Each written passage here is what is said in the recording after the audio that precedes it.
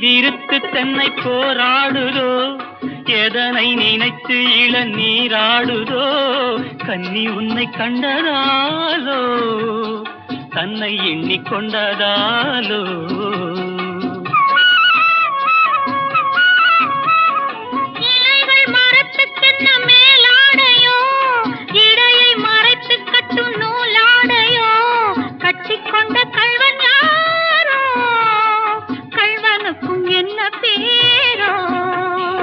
இயற்கை என்னும்